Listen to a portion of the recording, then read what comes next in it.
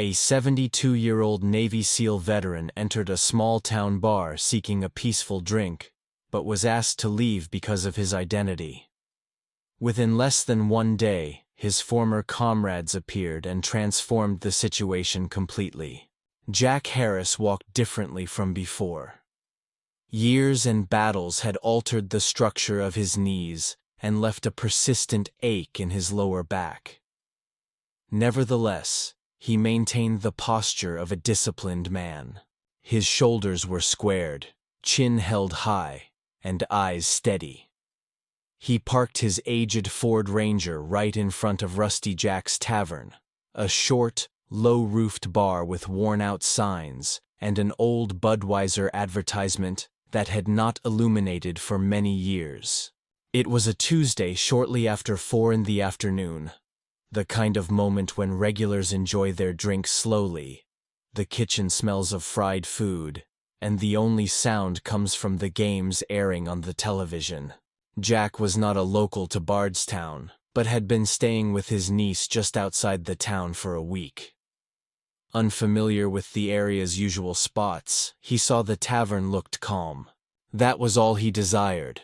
Silence, a beer, perhaps a replay of the Wildcats game, nothing more. He stepped inside, firmly pushing the door open. The place held about 6 or 7 customers, mostly older men, a few women at the bar, and a lean man wearing a trucker hat playing pool alone. The atmosphere carried the scent of beer, wood polish, and fried onion rings. A slow country tune drifted from the jukebox while 2 ceiling fans turned lazily above. Jack approached the bar and took a seat on a stool, setting his weathered cap down gently. Black with the golden emblem of the SEALs, he stood quietly by, waiting. Behind the bar was Mike Dawson, a large man in his mid-50s, his beard sharply trimmed. Yet his eyes always seemed to squint, as if scrutinizing something he disliked. Mike had run the bar for almost 10 years, and locals claimed he grew more bitter with each passing year. He approached Jack Harris, eyeing him slowly from head to toe, and asked, "Can I help you with something?" Jack simply replied, "Budweiser if you have it." But Mike did not move, only stared, then muttered under his breath loud enough for the woman beside him to hear, "We do not serve your kind here." The room fell silent, and the cue for the pool game paused mid-air. Someone cleared their throat. Jack shifted slightly, narrowing his eyes as if unsure he had heard correctly. "Say that again," he requested calmly but firmly. "You heard me," Mike answered, louder this time. "I do not care who you are, or what war you believe you fought. We do not want trouble in here." Jack glanced around. No one said a word. The atmosphere grew heavier. A young waitress, maybe 19, stared down at her shoes. An older man in the back placed his glass down with care, afraid to make noise. Jack rose slowly, steady and unhurried, holding his cap in one hand. He did not shout or make a scene. He simply met Mike's gaze and said, "I have given my blood for this country more than once, and it was certainly not for people like you." Then he turned and headed toward the exit. Near the jukebox, someone quietly mentioned, "That man is a SEAL." Another older voice responded, "He was a Navy SEAL named Jack Harris." That was him. Jack did not hesitate. He pushed the door open and walked outside. The screen door banged shut behind him as he stepped back into the sunlight. He never glanced back, but Mike Dawson did. Mike watched him from behind the bar, his jaw clenched tightly, hands gripping the edge of the counter. One of the older men by the pool table finally spoke up. He said this man carried more honor in his pinky finger than Mike would ever have standing behind that bar. Yet Mike just snapped, "If anyone has a problem, you know where the door is." Outside, Jack climbed into his truck. He did not cry or swear. He just sat still for a moment, breathing steadily, hands resting on the wheel. It was not the first time he had been treated like that, but the pain still cut just as deep. As word began to spread throughout the town over the next several hours, a change started to happen that Mike Dawson never expected. By sunset, rumors had already reached the outskirts of Bardstown, not through social media or news alerts, but through old-fashioned word of mouth. A waitress called her brother. A customer told his wife. The elderly man by the jukebox made a phone call to someone he had not spoken with in years. All of them spoke the same name: Jack Harris. Back inside the tavern, Mike Dawson kept wiping glasses and putting them down with more force than necessary on the rack. He caught people's glances but ignored them. He had grown up in Bardstown, knew every shortcut and every last name in the county. He believed he understood who could be humiliated and who could not. But that night, everything became clear. Mike did not truly know who Jack Harris was. About 10 miles outside of town, in a simple single-story home nestled beside a gravel path, Jack sat quietly on the back porch. At his feet lay his niece's dog, curled up peacefully. The beer he had wanted earlier was now in his hand, opened from the six-pack his niece had brought from the refrigerator without a word. Her name was Emily Brooks. She worked as a nurse at the local clinic and had a mind as sharp as a razor. "Do you want to talk about it?" she asked softly, leaning on the porch railing. Jack took a slow sip from the bottle. "Not much to tell. I already heard it from a couple of people," he murmured. Emily responded, "I heard you walked into Rusty Jack's and left right away." With a dry tone, Jack replied, "Did not like the music." A faint smile flickered across his face but vanished quickly. Emily did not press further, knowing Jack well and understanding the kind of strength found in silence. After all, he had raised her following the death of her mother, his sister. She recalled being 9 years old and watching him doing push-ups in the living room during commercial breaks. Even back then, she recognized he was unlike any other man in their family. Inside the house, the phone rang. Not a text but a call, on the old landline that Jack insisted on keeping.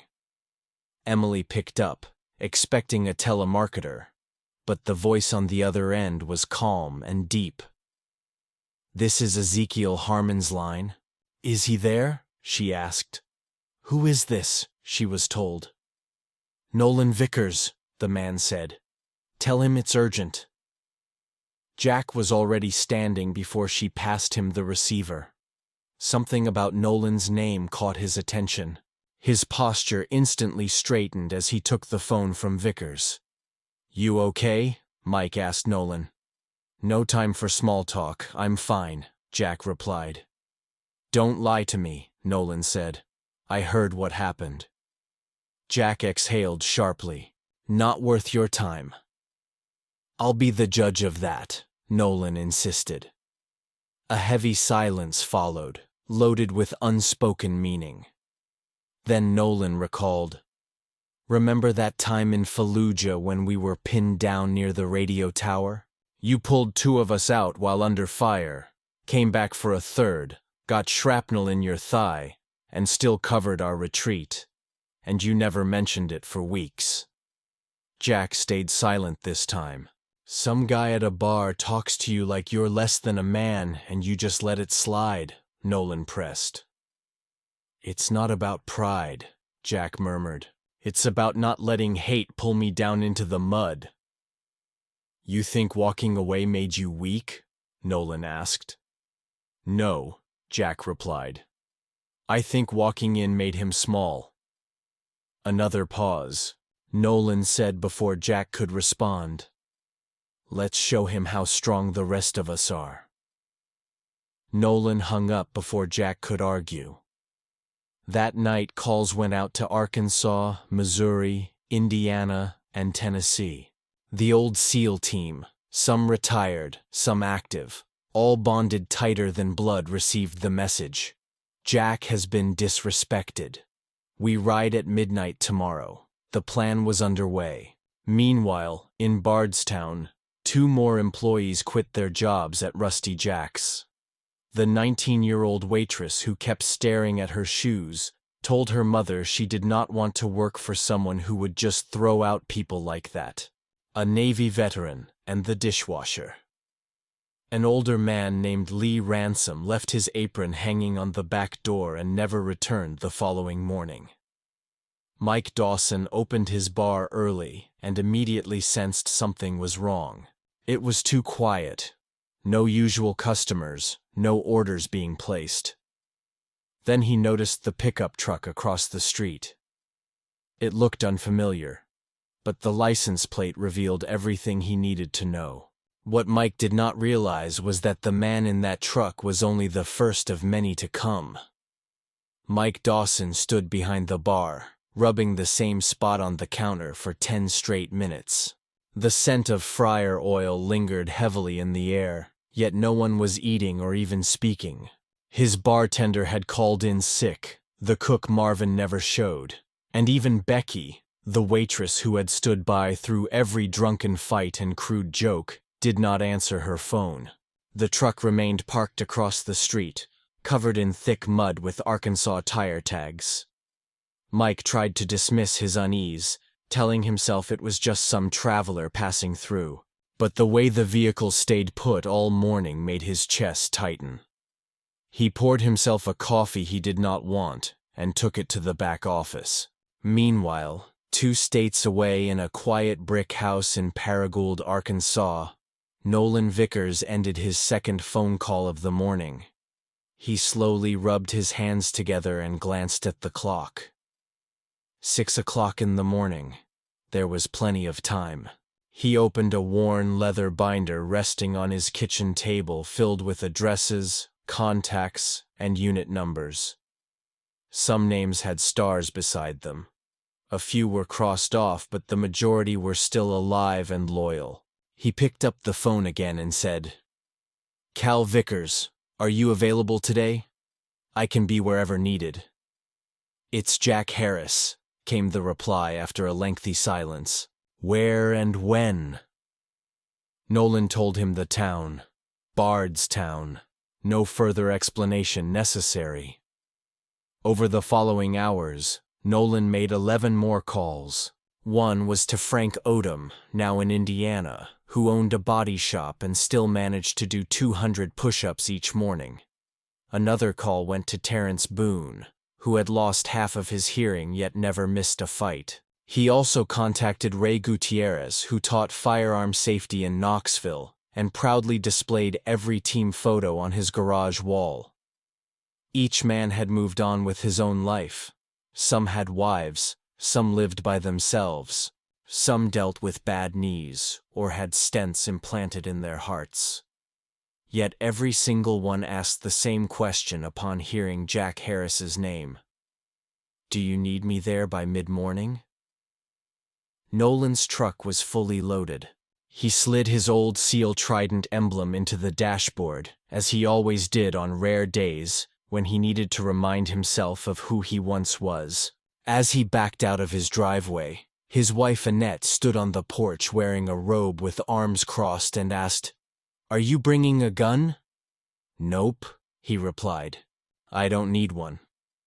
She nodded and said, "Tell Jack I said hello." Down in Tennessee, Ray Gutierrez locked the front of his shooting range and placed a handwritten note that read, "Closed for Brotherhood." Cal packed a bag, grabbed a container of pain-relieving cream for his knee, and tossed it in the back seat. Boone, who had just prepared pancakes for his granddaughter, kissed her gently on the forehead. He told his daughter he would return the next day and took his leather vest out of the closet. One after another they set out on their journeys. Some traveled alone while others had a companion by their side. A few brought along their dogs, mostly large mixed breeds with names such as Duke and Roscoe. They did not play loud music or make calls in advance, they simply showed up unexpectedly. Back in Bardstown, Jack Harris sat on the edge of Emily Brooks's couch, one foot tapping nervously, while the other remained still. His hands were rough and folded calmly in his lap. "You knew they would come," Emily said as she handed him a warm cup of coffee. Jack replied, "I hoped they would not," then added quietly, "But I was certain they would." He gazed out the window, scanning the horizon with the same focused look he used to have in Kandahar, deep in thought. "I never asked for this," he confessed. "You did not have to," Emily answered softly. "They remember what truly counts." Jack stayed silent, but inside it affected him deeply. He realized he had not been forgotten. Meanwhile, as trucks began to exit the highway and slowly make their way along Main Street, even the local residents who had stayed quiet the previous day started to grasp that something significant was unfolding. By early afternoon, the atmosphere shifted oddly. The sky hung low over Bardstown, appearing as though it had not yet decided whether to pour rain or simply stay dull and gray. Yet down on Main Street, no one paid attention to the sky. Their eyes remained fixed on the road. The first to arrive was Nolan, whose truck rolled into the small gravel lot behind Rusty Jack's and parked there like a timeless monument. Then Frank arrived in his Dodge Ram, followed by Ray and then Boone. Some wore vests, while others had denim jackets adorned with faded patches. A few were dressed in little more than old jeans and t-shirts. Yet all of them shared the same calm expression, one earned from facing challenges that most men could never endure. By 2:15 in the afternoon, 10 vehicles were parked bumper to bumper across from the bar, along with 2 motorcycles. Terrence had always preferred the open ride. Locals peeked out from their shop entrances as the man running the hardware store next door stepped outside, wiped his hands on a rag, and muttered under his breath, "I have not seen anything like this since the parade back in '91 at the corner gas station." Teenagers paused nearby, pretending to use their phones, but simply watched. Some snapped pictures, uncertain about what they were witnessing.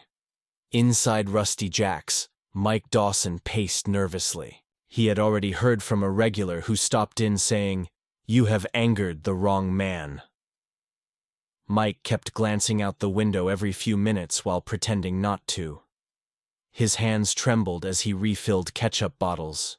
When a customer tried to start a casual conversation about the baseball game, Mike gave no response. At 2:35, the bar door opened, and Nolan entered first. He was a large man, not bulky, but solid like a wall that had never fallen. His hair was closely cropped, his boots worn but clean. Nolan scanned the room once before moving directly to the bar and sitting down. Frank followed him, then Boone, then Ray. One by one, until 9 of them had taken their seats. About every other bar stool was occupied. Jack Harris leaned against the jukebox, arms crossed, while 2 more stood near the windows. The room had fallen silent again. No one spoke, but no one left either. Mike Dawson emerged from the back, a dish rag still in his hand. He froze when he saw them all sitting there as if uncertain whether to flee or serve them. Nolan met his gaze. 10 Budweisers, he said calmly, as a quiet Sunday morning. Mike hesitated, his jaw moving as if wanting to say something, but nothing came out. Then he slowly reached for the taps. Each pint landed softly on the bar. Boone picked up his glass, took a sip, and then turned slightly, speaking loudly enough for the room to hear. "Funny, I didn't know this place still served folks like us." Silence fell, but the message was clear. Mike did not respond. His face grew red, a mix of embarrassment and anger, perhaps. A man near the pool table stood quickly, finished his drink, and slipped out without a word. One of the local women in a corner booth pulled out her phone but did not type anything, just held it in her lap as if it might offer her escape. Nolan leaned forward, elbows resting on the counter. "You remember who Jack Harris is?" he asked Mike. Mike cleared his throat and said, "I don't want any trouble." "That's good," Nolan replied, "because we didn't come looking for trouble. We came to sit." Mike's eyes flickered toward the door, then toward the register, sweat beading on his temple. Frank chuckled. "Relax, Dawson. No one is here to throw punches. You have already lost the only battle that truly counted." Mike stared at them. "Do you think this will frighten me?" Boone replied. "We believe it might serve as a reminder." "A reminder of what?" Mike asked. "Of who founded this nation," Ray responded, "and who sacrificed their blood for your right to be an outspoken fool." Nolan lifted his glass and added, "And who refuses to be forced out of a bar simply because someone dislikes what they witness." Just as the door opened once again and every gaze shifted toward the entrance, Mike understood that the one person he hoped would not appear had just entered. Jack Harris came in as if he had nothing left to prove, because indeed he did not. He wore a plain button-up shirt with sleeves rolled up just below the elbows, and dark jeans that fell loosely over his boots. His seal cap rested on his head, tilted slightly at the brim, exactly as he always wore it. No flair, no arrogance, just presence. The room did not become quieter. It was already quiet. Jack glanced around the bar once, with no need to count the men lined up on the stools. He recognized them by instinct, by their synchronized breath, and by the heaviness in the atmosphere. His brothers stood there. Mike took a step back, not out of fear but due to instinct. The kind of twitch that surfaces when your confidence hits an unyielding barrier that no bluff can overcome. Jack moved slowly, each step intentional, not for show, but because his knee hampered quicker movement even if he wished otherwise. He passed by the booth where a man feigned interest in his phone, and then by the woman. Jack Harris suddenly found himself intrigued by her drink. When he arrived at the bar, he did not take a seat. Instead, he stood right behind Nolan and said, "You did not have to go through with this." Nolan looked up at him quietly and replied, "We understand."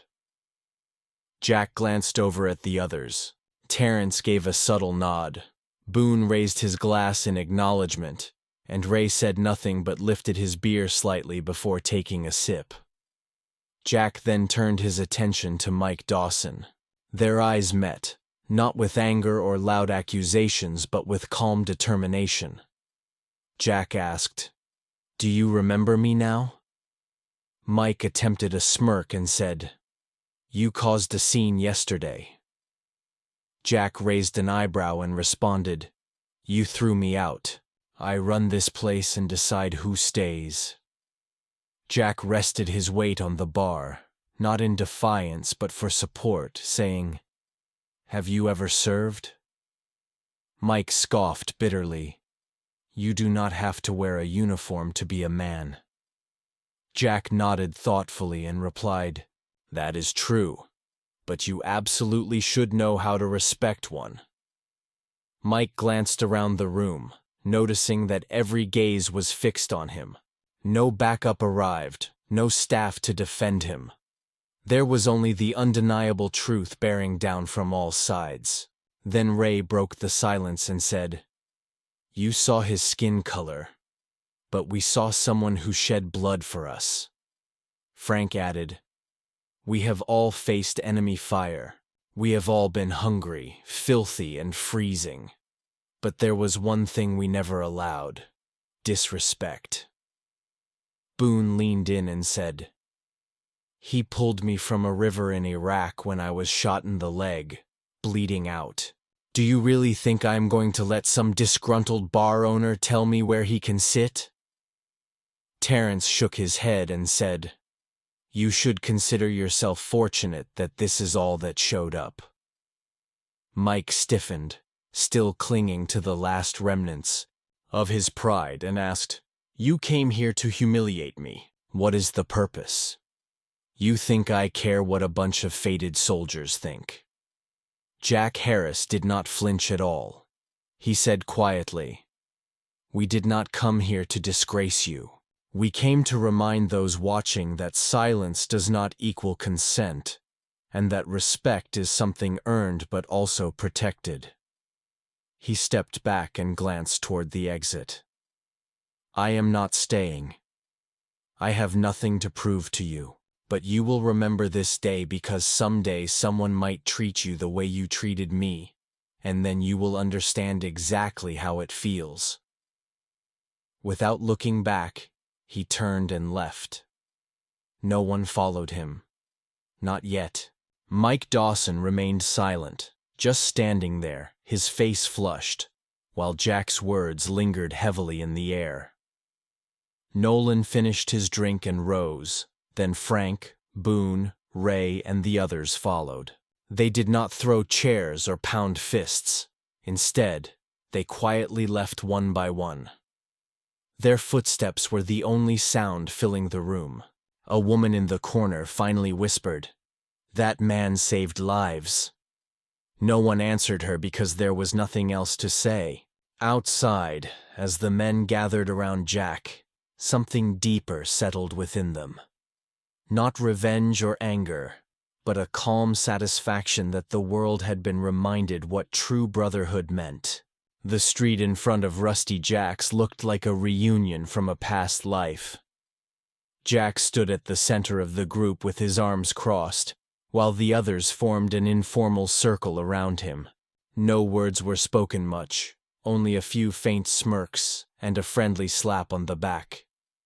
Nolan handed him a bottle of water, as if they were back in Kandahar cooling off after a long operation. Jack Harris opened the door and took a sip. "Did not expect this," he murmured. Mike Dawson laughed. "You think we would just let that pass? You know I was not here for backup." Jack responded, "I did not come to support you. We came to stand with you." Frank interrupted, "There is a big difference." Boone leaned on his cane, narrowing his eyes toward the bar. "This place feels smaller now, does it not?" Jack chuckled quietly. Maybe it always was. They stayed like that for some time, standing still and letting the town observe. People from nearby shops had quietly appeared outside. Some recorded with their phones, but most simply watched. They were neither cheering nor waving flags. They were witnessing Jack's niece. Emily Brooks pulled up in her Civic, parked awkwardly, and stepped out with that familiar expression, part pride and part caution. "You okay?" she asked. "I am fine," Jack replied. She glanced at the others, nodded faintly in gratitude, and stepped back with folded arms. Nolan looked around. "Are you sure you are done here?" Jack stared at the faded facade of the bar. He could still picture Mike Dawson's face from earlier, full of pride and panic, weighed down by the fear of being exposed. "I walked out yesterday," Jack said, "because he made me feel like I did not belong." Nolan nodded slowly. Jack then turned to face the door again. "I believe I want to walk back in, this time on my own terms." Ray opened the door silently, the creak of its hinges piercing the quiet. Jack moved forward. Inside, Mike had just poured himself a drink when the door opened again. He looked up, and for a moment, the world seemed to shrink as Jack Harris entered alone this time. No longer accompanied by his Navy SEAL team or surrounded by comrades. Just a single man stepping into a room where he had been told he did not belong. He did not take a seat or approach the bar. Instead, he stood firmly in the middle, observing the faces that remained. Fewer now, but still enough. "I was born in 1951, Jack began. "I joined the Navy at 18 and became a SEAL at 23. I served in 4 major operations. I lost friends. I shed blood. I lost time." Mike Dawson stood frozen behind the bar, uncertain what to do with his hands. "All I wanted yesterday was a beer," Jack said. "Not a parade, not a thank you, just a stool, a television, and a cold drink." He allowed the silence to linger. "When you told me to leave, you did not just see a man. You saw a reason to hate. You believed I would not fight back." Mike remained silent. "You were right," Jack went on. "I did not. Because I have faced tougher battles than you could ever understand. I do not need to throw punches to remind someone who they are." He paused and glanced around the bar, not only at Mike, but at the onlookers as well.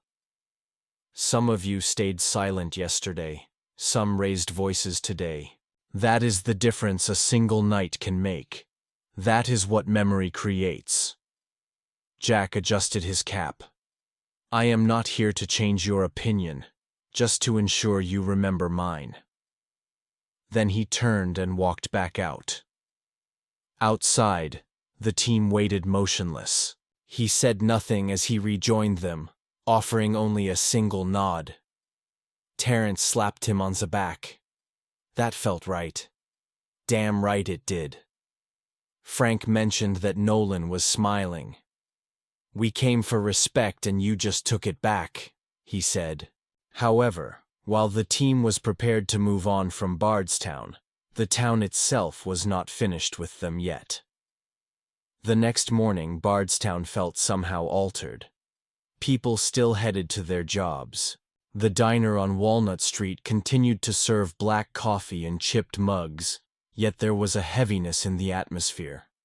A shared sense that something had changed. It was not loud or dramatic, just noticeably different. At the gas station, a man dressed in coveralls told his co-worker about old SEAL Jack. "He stood taller than anyone I have ever seen, and he did not even raise his voice," he explained. Across town, a teacher used Jack's name as a lesson in her history class, telling students that bravery does not always involve battlefields. Sometimes it is a man returning to a place that disrespected him simply to prove he still has a rightful place there. By noon, a new sign appeared in the window of Rusty Jack's. It was not from Mike, but from Becky the waitress who had missed work the day before, but came back that morning not to serve tables, but to place a handwritten note on the glass reading, "Veterans welcome always inside." Mike sat alone in the darkened bar. He had not opened for lunch, still unable to face what people now saw when they looked at him. His pride had always been his loud presence in any room, but now it was subdued because no matter how many drinks he poured, he understood one undeniable truth: nobody would ever forget what had happened. Meanwhile, Jack Harris and Emily Brooks stood once again on her porch, sipping from their mugs while the dog napped peacefully in the sunlight at their feet. "You know they are still discussing it," Emily remarked. Jack exhaled slowly and replied, "Let him think Mike Dawson learned anything." Jack shrugged and added, "I do not care if he did. What matters is whether the people who witnessed it learned something." She nodded in agreement. He gazed across the field and said, "I fought in wars that most only see in documentaries. But the battle I encountered yesterday, that kind never ends." Emily sat beside him and asked, "Are you still considering leaving?" Jack shook his head firmly. "No, I have more to teach. That evening, a letter arrived with a handwritten note and no return address. Inside was a single folded page that read, "Mr. Harris, I was at the bar that day. I stayed silent, and now I regret it. I want to improve and thank you for showing me how. Just a guy who watched." Jack read it twice, then carefully placed it in the inside pocket of his jacket. A few towns away, Nolan and the rest of the team returned to their daily lives. Some kept in touch, others drifted apart. But that was not the essential part. The important thing was that when one needed the others, they came, not to fight or threaten, but simply to stand together, to remind a community, perhaps even a nation, that brotherhood is not merely a decoration on a wall, but a way of life. And sometimes, silence carries as much weight as spoken words. That weekend, a small local newspaper published a piece about the incident. It did not become a viral sensation or capture national headlines. However, for those who came across it, the impact was profound. The story concluded with a remark from a local resident who had been seated at the pool table on that very first day. This man neither raised his voice nor threw a punch. Yet as he stood confronting the bar, he compelled all of us to question our true selves. Jack Harris did not seek applause or media coverage. All he wanted was for people to remember what had happened. And they truly did. Life tests us often in subtle moments, not only through our actions, but also through what we allow to occur. If this story touches you, share it so someone else can witness what dignity truly means. And if you have not subscribed already, join us for more meaningful stories.